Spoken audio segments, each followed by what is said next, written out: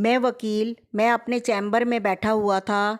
एक आदमी धनधनाता हुआ अंदर घुसा, हाथ में कागज़ों का बंडल, धूप में काला हुआ चेहरा, बड़ी हुई दाढ़ी, सफ़ेद कपड़े जो कहीं कहीं मिट्टी में लिपटे थे। उसने कहा, उसके पूरे फ्लैट पर स्टे लगाना है।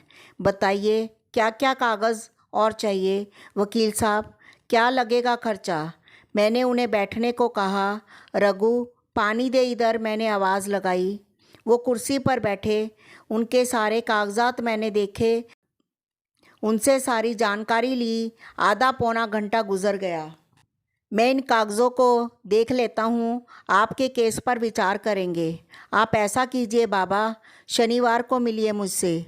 4 दिन बाद वो फिर से आए, वैसे ही कपड़े, बहुत चिंतित लग रहे थे। अपने भाई पर गुस्सा थे बहुत। मैंने उन्हें बैठने को कहा, वो बैठे। ऑफिस में अजीब सी खामोशी गूंज रही थी। मैंने बात की शुरुआत की। बाबा, मैंने आपके सारे पेपर्स देख लिए। आप दोनों भाई, एक बहन, माँ बाप बचपन में ही गुजर गए। आप 9वीं पास, छोटा भाई इंजीनियर। आपने कहा कि छोटे भाई की पढ़ाई के लिए आपने स्कूल छोड़ा, लोगों के खेतों में दिहाड़ी पर काम किया। कभी अंग भर कपड़ा और पेट भर खाना आपको मिला नहीं, पर भाई के पढ़ाई के लिए पैसा कम नहीं होने दिया।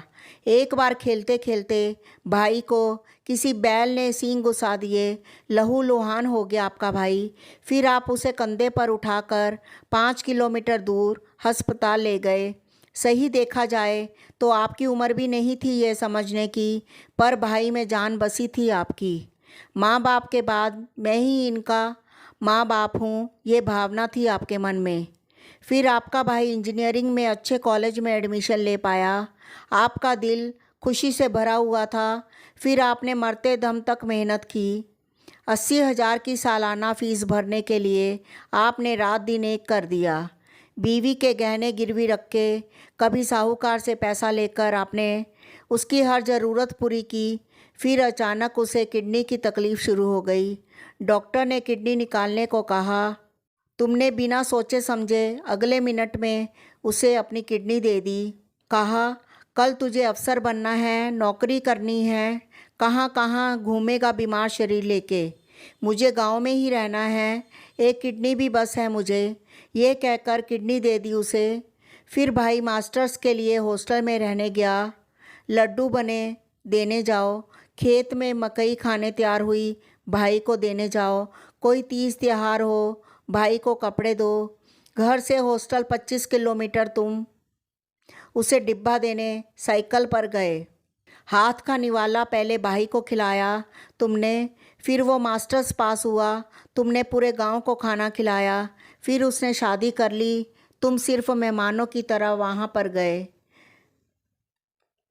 उसी के कॉलेज की लड़की जो दिखने में एकदम सुंदर थी, भाई की नौकरी लगी, 3 साल पहले उसकी शादी हुई। अब तुम्हारा बोझ हल्का होने वाला था, पर किसी की नज़र लग गई आपके इस प्यार को।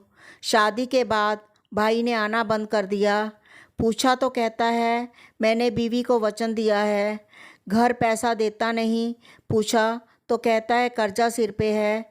पिछले साल शहर में फ्लैट खरीदा, पैसे कहाँ से आए? पूछा तो कहता है कर्ज लिया है। मैंने मना किया तो कहता है, भाई तुझे कुछ नहीं मालूम, तू नीरा गवार ही रह गया।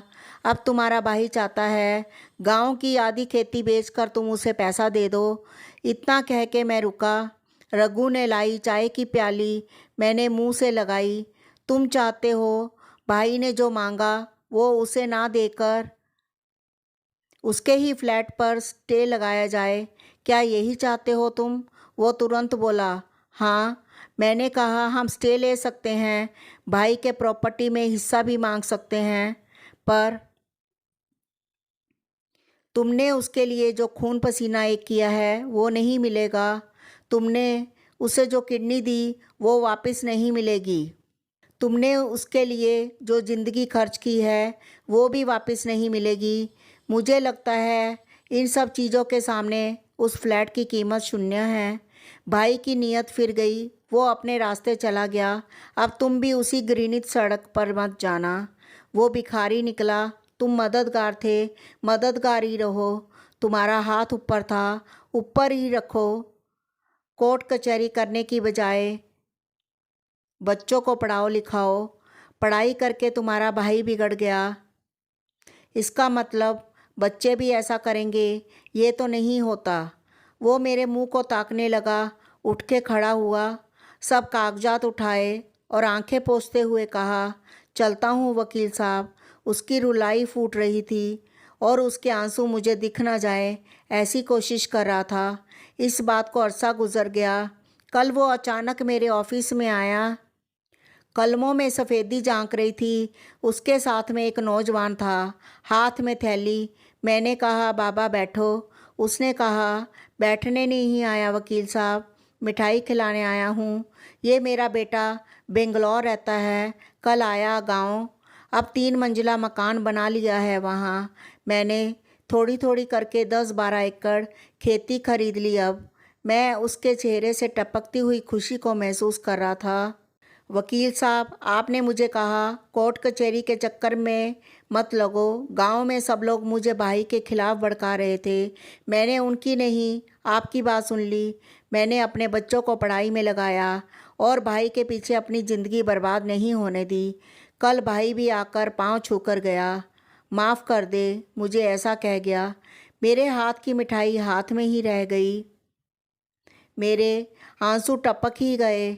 आखिर गुस्से को योग्य दिशा में मोड़ा जाए तो पछताने की ज़रूरत नहीं पड़े कभी। धन्यवाद।